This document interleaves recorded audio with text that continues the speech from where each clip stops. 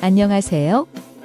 자유통일 대한민국을 지향하는 행동하는 양심, 행동양심 유튜브 방문해 주심에 우선 감사드립니다. 소위 좌빨 수준의 좌파, 운동권, 기득권 중의 기득권, 임종석에 대한 컷오프, 그 배경에 대하여 말들이 많습니다. 문명 전쟁, 문재인과 이재명 간의 전쟁, 그러니까 운동권 또는 호남 출신 아닌 이재명이가 거짓말 등에서 자신과 맞먹을 정도의 안민석 등을 포함한 예비 정적들을 미리 제거해버리는 한편 오래전부터 상호 의존 관계 유지해온 경기 동부연합, 즉 국가 전복 노리는 반국가 세력들을 자신의 방패막이로 불러들인 거다 라는 말이 그 주류인 듯 하더군요. 글쎄요. 과연 그럴까요? 그런 관점에서, 그런 시선으로 바라볼 문제일까요? 아니라고. 문재인 또는 이재명, 그런 자들에게 포커스를 맞춰 바라보고 이해할 사안이 아니라고, 결코 그런 게 아니라고 생각합니다. 김정은, 바로 북한 김정은의 포커스를 맞춰 주의 깊게 바라보고 심각하게 생각해볼, 반드시 그래야만 할 매우 중대한 문제 아닐까 싶습니다만, 전대협 연대사업국장으로서 북한 지령에 따라 김대중을 도와 연방제 통일 도모했었고 이 나라 많은 주사파 인생들을 가르쳤던 이동호 교수, 그분의 예리한 시사 논평 한번 들어봐 주시면 감사하겠습니다. 여러분 안녕하십니까, 이동호입니다. 자유통일당 사무총장입니다. 여러분께 이렇게 인사드리게 돼서 매우 반갑습니다. 오늘부터 제가 자유통일당 시사방송 겸 자유통일당 안내고지 방송을 하려고 합니다. 그때그때 관련 시사들에 대해서 그 배경들에 대해서 설명하고 우리 자유통일당 당원 동지 여러분 그리고 자유마을 회원들께서는 이 상황을 어떻게 봐야 되는지 그리고 우리는 무엇을 해야 되는지에 대해서 그때그때 설명을 좀 해드리도록 하겠습니다. 여러분들의 많은 성원을 부탁드리겠습니다. 모든 뉴스가 지금 임종석 컷오프 문재인과 이재명이 충돌했다 라고 이야기를 하고 있습니다. 모든 언론들은 이재명이 자신의 대권 구도 그리고 자신의 당대표의 경쟁자를 제거하기 위해서 결국 임종석을 컷오프 시켰다라고 이야기를 하고 있습니다. 과연 그렇게만 봐야 될까요? 이재명이 검찰 수사도 받고 있고 앞을 장담하기 어려운 상황입니다. 그래서 불안한 나머지 이번 총선이 끝나고 나면 당대표 경선을 또 해야 되거든요.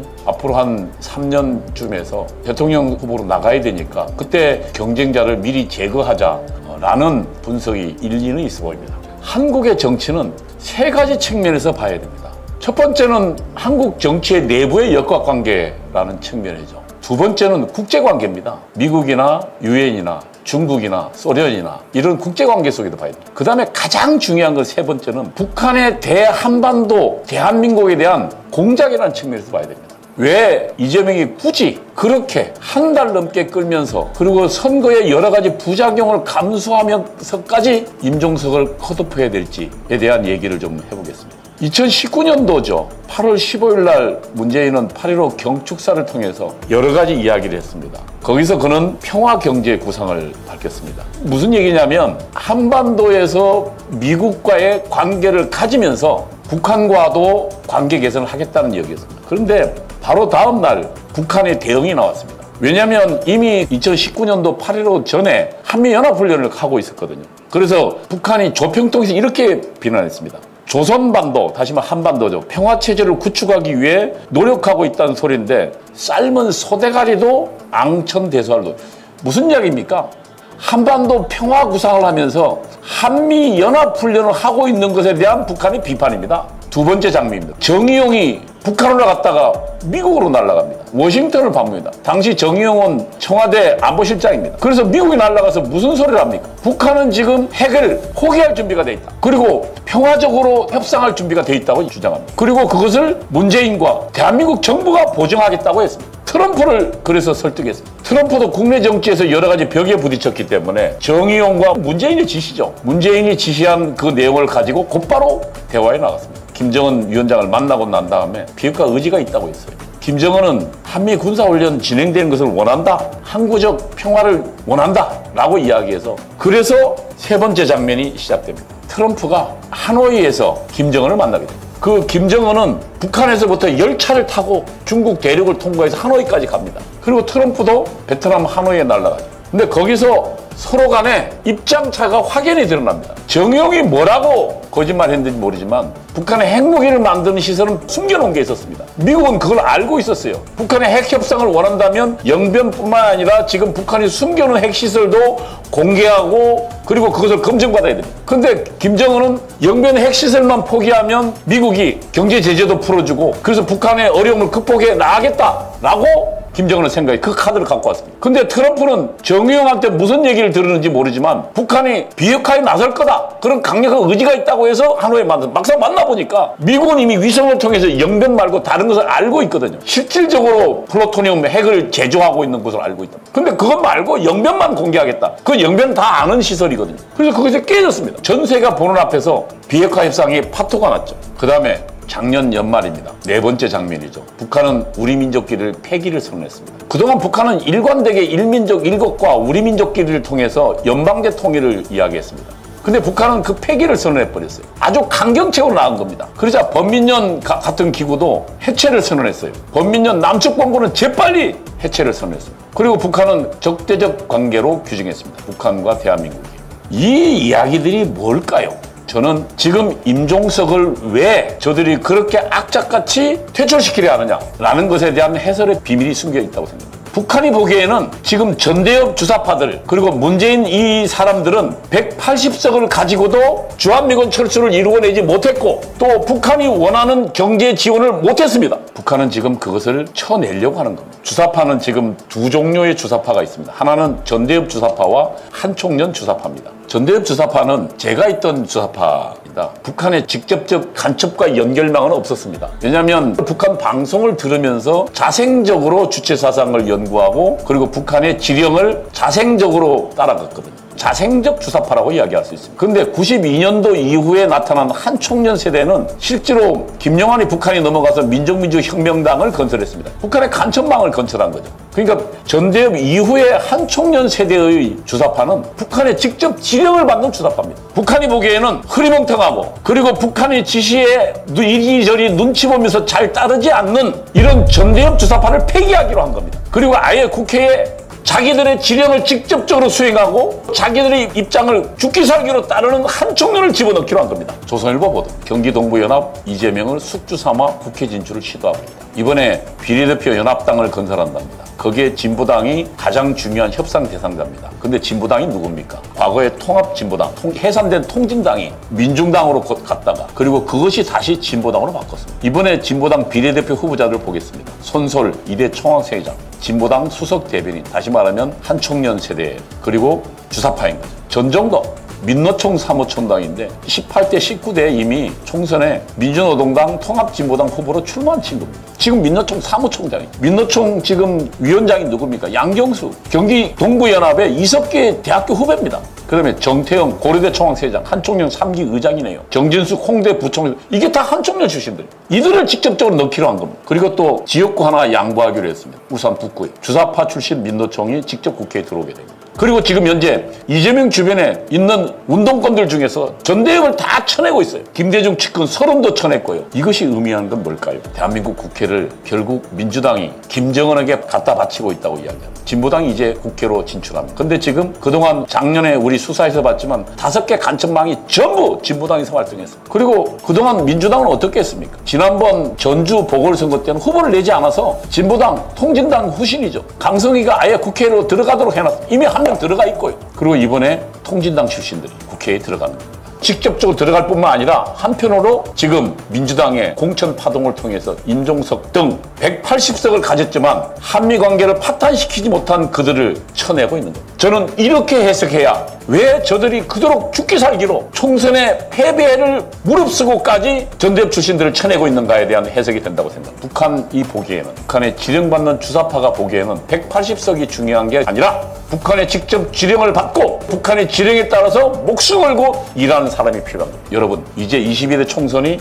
42일 앞으로 나왔습니다. 22대 총선은 정말로 중요한 선거가 될 것입니다. 왜냐하면 북한의 직접적 통제를 받는 통진당 출신 진보당이 국회에 들어갈 것이고, 그리고 북한의 지령이라면 목숨 걸고 덤벼드는 그런 한총련 출신들이 이재명 주변에 속속 국회에 들어가서 장악할 거죠. 그들은 북한의 짓이랑 물불을 가리지 않을 것입니다. 전대협 출신만 하더라도 눈치를 좀 봤어요. 문재인도 그렇고. 그러나 이재명을 비롯한 이 한총련 출신들은 목숨 걸고 대한민국 전복을 위해 싸울 겁니다. 여러분, 그래서 이번 총선은 단순히 총선이 아니라 대한민국 체제의 운명을 건 전복전입니다. 근데 아시다시피 국민이 이미 이 전쟁을 할 수 있을까요? 이 내용을 알지도 못하고 또 싸울 용기도 없고 사상도 없습니다. 여러분, 2019년도에 대한민국이 무너질 위기에서 2019년도 10월 혁명을 통해서 위기에서 구출하고 정권 교체를 만들었습니다. 여러분, 이번에 적어도 자유통일당이 국회에 들어가야 저 통진당, 후신, 진보당과 건골일척의 싸움을 벌일 수 있습니다. 잘 알지 못하는 국민의 힘을 끌고 갈 수 있습니다.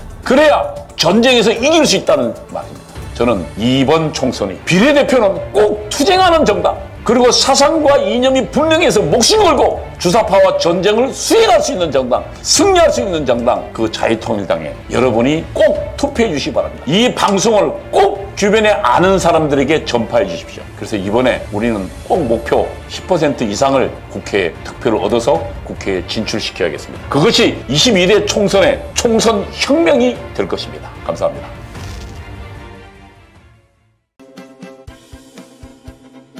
그러니까 이동호 교수님 말씀에 따르면 4.15 부정선거를 통해 180석 거대 여당 만들고서도 미군 철수시키기커녕 한미연합훈련이나 하고 있는 삶은 소대가리, 특등 머저리 무리들을 명령에 목숨 거는 극렬 행동대원들로 교체 투입하겠다는 김정은의 판단에 따른 임종석 등의 컷오프라는 거죠.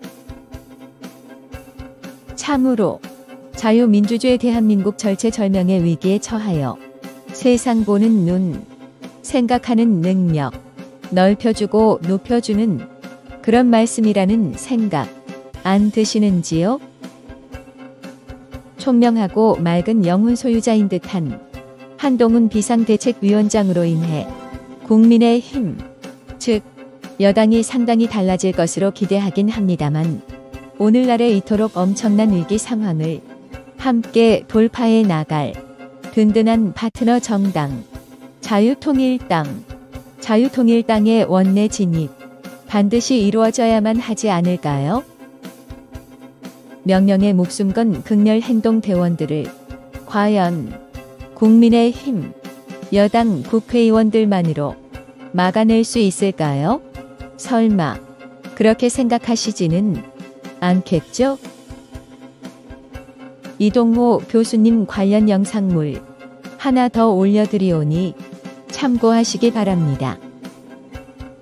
지난 3구 대선 그 이전에 영상물 속 그런 말씀들 하셨다는 점에서 충분히 존경받을 만하다는 생각 듭니다만 오늘 목사님께서 전향에 관한 얘기를 하셨습니다.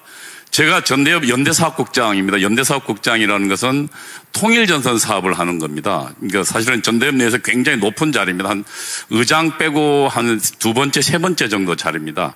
제가 주로 했던 게 야당 정치인들, 이제 김대중, 김영삼 씨 만나고 그다음에 지금 민주운동 장기표, 그다음에 죽은 이런 사람들을 만나서 연대 사업을 하는 것이 제 일이었습니다. 그래서 그렇게 하다 보니까 제가 김대중 씨를 1대1로 만난 게 20번이 넘습니다. 김대중 씨의 동교동 집에 들어가서도 만났고요. 그리고 거기서 같이 1시간, 2시간 같이 밥 먹기도 하고요. 서귀 호텔에서도 만나고요. 당사에서 만났습니다. 근데 제가 분명히 말씀드릴 게 있습니다. 제가 월간조선에도 이 이야기를 한 적이 있습니다. 공개적으로요. 김대중 씨는 저를 만날 때 당시에 북한의 지도부가, 대남 사업 지도부가 한국민족민주전선이라는 것입니다. 그것이 당시 주사파들의 지도부였습니다. 그 지도부가 당시에 구국의 소리 방송이라는 것을 통해서 구체적인 혁명론과 혁명론뿐만 아니라 구체적인 혁명의 전술과 구호까지 전부 지령했습니다. 그래서 연세대학교 내에서도 그 구국의 소리 방송을 청취팀이 있었습니다. 5개 팀이 24시간 청취했습니다. 그래서 그걸 전부 타이핑했습니다. 그리고 그 내용을 실행하려고 무지했었습니다. 근데 저는 김대중 씨가 20번 만났는데 김대중 씨 저보고 분명히 이렇게 이야기했습니다. 동지, 한민전이 이렇게 하게 하지만 무슨 이야기냐면 한민전의 지령을 이해하고 있다는 얘기입니다. 한민전이 이렇게 이야기하는데 우리가 지금 거기까지 가면 국민들로부터 외면당하니까 절반만 나갑시다. 이게 저와 김대중이 마주 앉아서 했던 나눈 대화들입니다. 이런 사람이 대한민국의 대통령이 됐던 것입니다. 제가 분명히 말씀드릴 수 있습니다. 김대중은 단 한 번도 전향한 적이 없습니다. 그는 북한의 지시를 받는 사람이었다고 분명히 말할 수 있습니다. 제가 그 증인입니다. 저는 월간조선의 이야기를 분명히 대담으로 기사하고 했습니다. 한 번도 김대중 씨 측에서 저에게 항의하는 사실을 본 적이 없습니다.